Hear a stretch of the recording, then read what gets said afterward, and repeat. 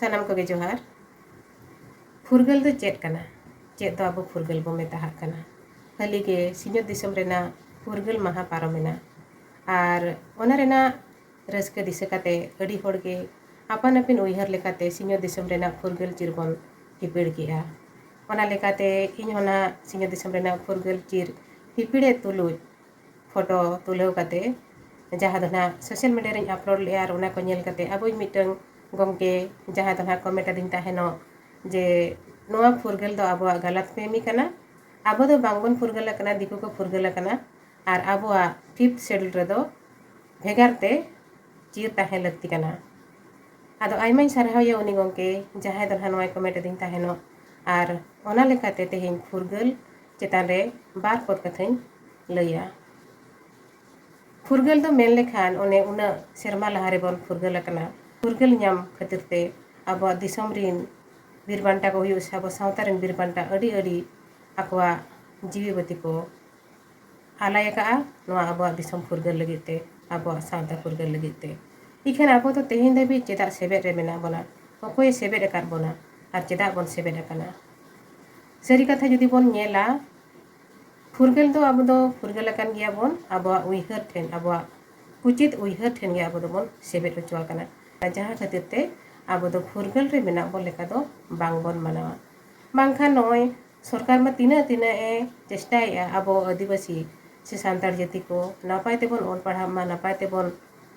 असुलो मा ओना लगे ते तीनंग तीनंग सुविधा एमा बकना इखान अब दो ओना कोरेना फायदा बांग उठाव काते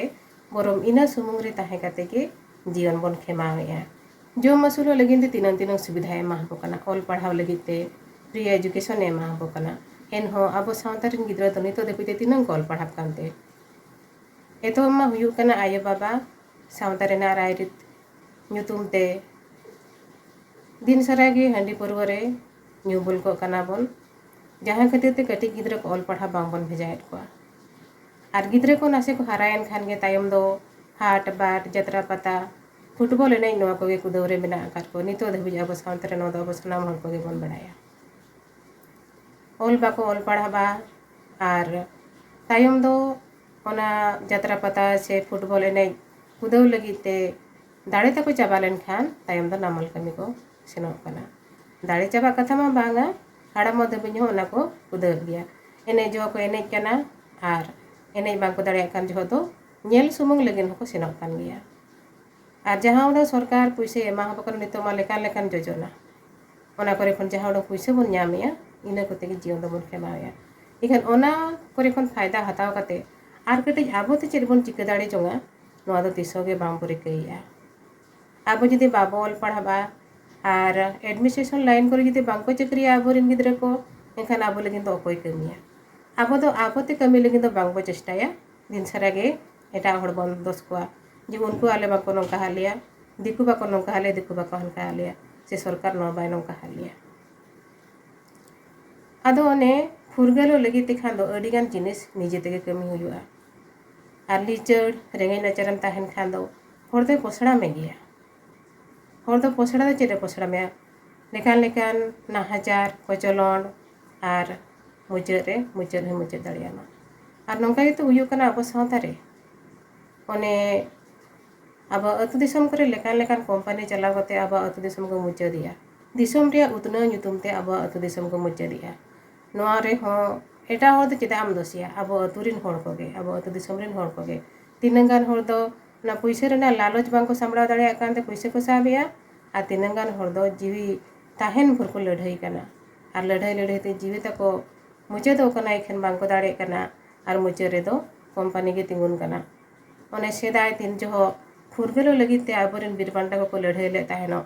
सिदो कानो हुल को ताहे कना ओना बेड़ा रे हो आबोरिन होड़ गे पैसा रेना लालच खातिर गे उनको को साब चलेट को ताहेनो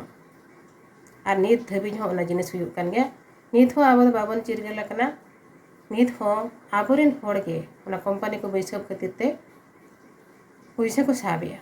आधा हड़ पैसा को साबिया और आधा हड़ को लड़ाई कना जहाँ खातिर ते तायम दो उनको पैसा साब हड़े को दाड़े कना और कंपनी ओडे बैसब कना कंपनी जुदी बैसब कना अब अतु दिसम रे गिद्रा को ऑल पढ़ा बांग को ताहेन कना उनको ठेन डिग्री सर्टिफिकेट बांग तहन खातिर ते ओना कंपनी को चाकरी बाको नाम चाकरी बाको नाम खान दो से यार बाजार खन ओल पढ़ाव दिकू को गे सेन काते ओने को चाकरिया उन जो आबो दो कंपनी बो दसिया जे चाकरी बा मा ले चाकरी नाम लहारे चे तहन खन चाकरी नामा नोआ हो उयहर हुया बना मांग खन गे सापड़ाव रे ताहे हुया बना जे ओल पढ़ाव काते ताहे हुयुआ मिद दो बाजार में चाकरी और बांग अपना अतु दिसम रे जो कंपनी बना पर ओना करे हो चाकरी लगी ते दो ओल पढ़ाव काते डिग्री सर्टिफिकेट निहति के ताहे लगती कना ओना को अब तो नितो धाबी ते बाबन चेंगा चिरगल कर तीना बो ओल पढ़ा कना उना गे बाजार रे हजार हजार सांताड़ हड़ को ताहे काते आबो आबो भितर रे हिस्सा सुयति दिन तब चला कना उनको चाकरी हड़ को जुमित काते सावता लगी जहाना को कमी दाड़िया हुना इखन बांगा ओडे हो आम इन आर हिस्सा चेतान हिस्सा काते जहां को सरीते सावता लगी को उजहरा उनको को दम एरेड़े कना उनको को दम बेगार गिड़े काय कना हिस्सा हड़ के बन बढ़तिया कना और हिस्सा हड़ा जुमित के जस्तिया कना ओनाते फुरगल दो आबो चेतान रे आबो जुदी बन मेना आले दोले फुरगल गया एनखान दो बन फुरगल गया सरकार जहाँ तना सुविधा एमा हबो करा ओना करे को नासेना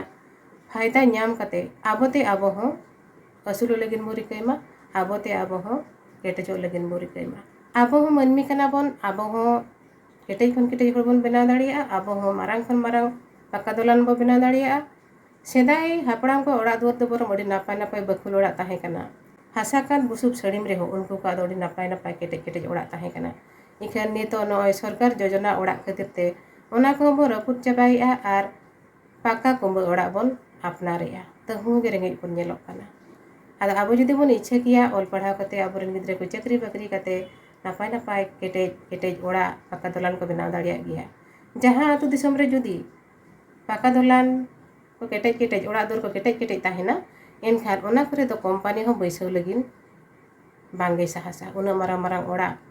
ओना को रपु लगिन बांगे साहसाय आदो ओने आबो दो दिन सारा के बन मेना आले दो आदिवासी आले दो निंके गेले ताहेना जहां खातिर ते आबो ओड़ा दुर हो बांग बन केटेजिया आर